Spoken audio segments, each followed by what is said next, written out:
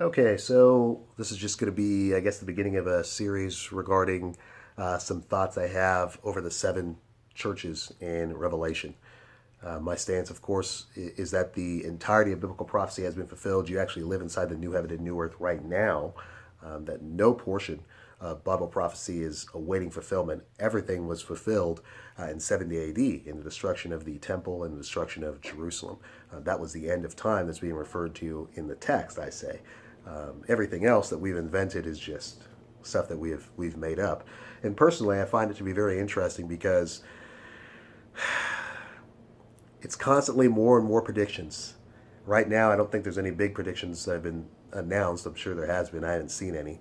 But it's obvious, I would say, to some degree, at least by now, I would think, that this future fulfillment is quite flawed, you know.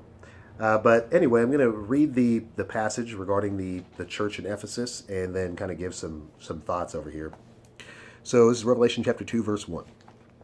To the messenger of the assembly of Ephesus write, he who is holding the seven stars in his right hand, who is walking in the midst of the seven golden lampstands, says this: I know your works and your labor and your endurance, and that you are not able to bear evil ones, and have tried those who say they are emissaries and are not, and have found them false. And you have been bearing up and have endurance and have labored for my name's sake and have not become weary. But I hold this against you, that you have left your first love. So remember from where you have fallen and repent and do the first works, or else I shall come to you speedily and remove your lampstand from its place unless you repent. Yet this you have, that you hate the work of the Nicolaitans, which I also hate. He who has an ear, let him hear what the Spirit says to the assemblies. To him who overcomes, I shall give to eat from the tree of life, which is in the midst of the paradise of Elohim.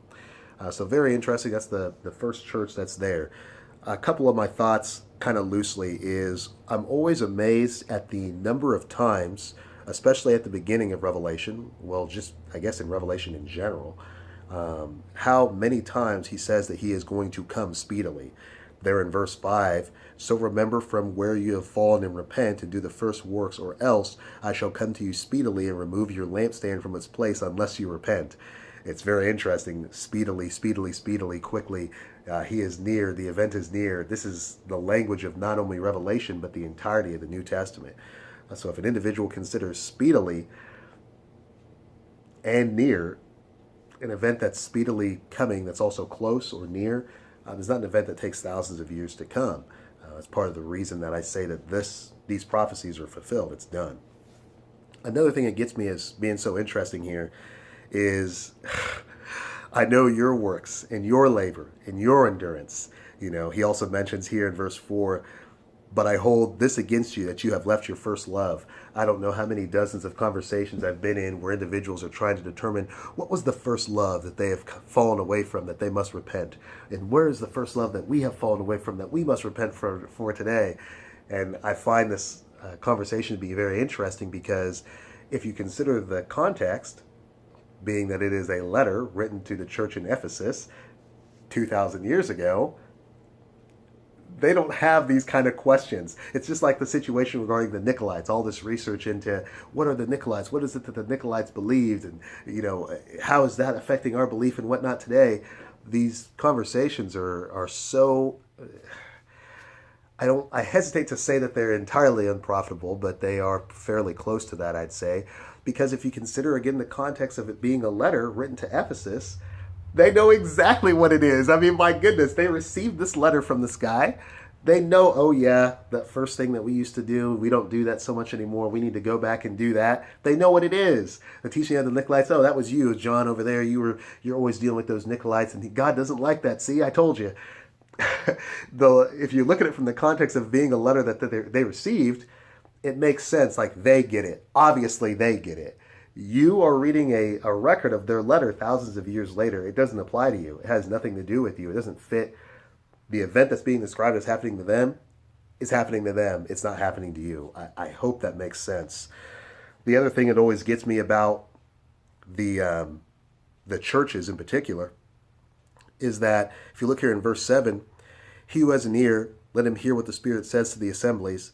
To him who overcomes, I shall give to eat from the tree of life, which is in the midst of the paradise of Elohim. And it's just remarkable.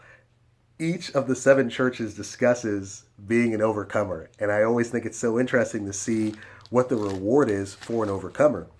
Because when it really comes to looking at the reward that they receive, that reward does not come until the new heaven and new earth. So, in order for the judgment to come upon them, in order for the event to happen, in order for them to receive the reward of overcoming, they have to be able to go to the new heaven and new earth. That new heaven and new earth must already have arrived. Gosh, I hope that makes sense. But consider this. He's telling them that he's going to give them to eat from the tree of life. When does that tree of life show up? That tree of life doesn't show up until the new heaven and new earth. In chapter 22, verse 2, in the middle of its streets and on either side of the river was the tree of life, which bore 12 fruits. That's the tree of life. The very same one that's being discussed in chapter 2 is right here in chapter 22. Right here again in verse, 14 of chapter 22 in Revelation. Blessed are those doing his commands, so that the authority shall be theirs unto the tree of life. You see? So what I run into a lot of times is individuals want to do this funny thing where they say, well, yeah, the events that you're talking about, Justin, at the beginning of the letter, those things already happened in the past. So chapters 1, 2, 3, and 4 have already taken place in Revelation. We're awaiting chapters 4 through 22 to happen. And I think that's very funny, because to admit that the events happened in the past, or to admit that it was fulfilled, or admit that it was fulfilled in the past, is essentially to say that the entirety of the letter actually happened in the past, because you can't separate it. You can't take the beginning of the letter, chop it off, and say that part's in the past, and say this part's in the future. It's all the same problem, which is that these events that are described don't involve us. And because of the religious tradition of believing that we live in the last days, we're constantly trying to find ways to fit ourselves into a storyline that is not our own. So I hope that makes sense. And yeah, that's it. I'll see you guys.